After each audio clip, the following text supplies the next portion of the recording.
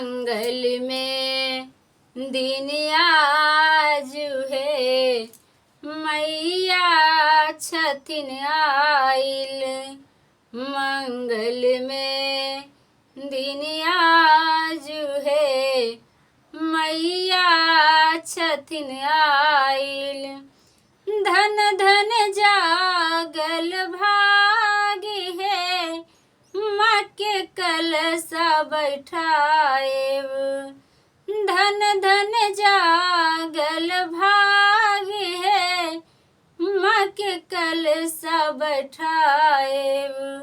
मंगल में दिन आज है, मैया छथिन आइल।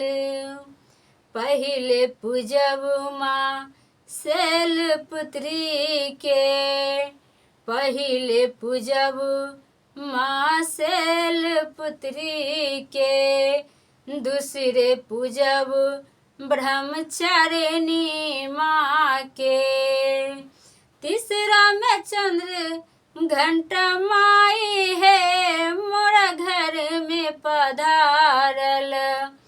तीसरा में चंद्र घंटा माई है, मोरा घर में पधारल। मंगल में दिन आज है, मैया छथिन आइल। मंगल में दिन आज है, मैया छथिन आइल। धन धन जागल भाग है, माँ के कलशा बैठाइब।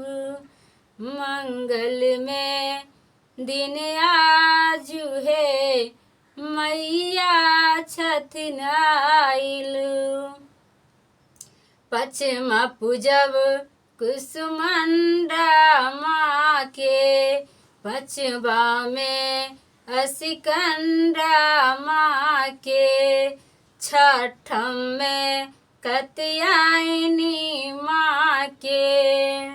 पचमा पूजब कुसुमंडा माँ के, पचमा में असिकंडा माँ के। छठम कात्यायनी माई है, मन कामना फुलाइल। छठम कात्यायनी माई है, मन कामना फुलाइल। मंगल में दिन आज है, मैया छथिन आइल। सप्तमी पूजब माँ काल रात्रि के। आठवीं पूजब महागौरी माँ के। सतवीं पूजब माँ काल रात्रि के। आठवीं पूजब महागौरी माँ के। नवमी में दुर्गा मैया है, शुभ दर्शन पावल। नवमी में दुर्गा मैया है, शुभ दर्शन पावल। मंगल में दिन आज है, मैया छथिन आइल।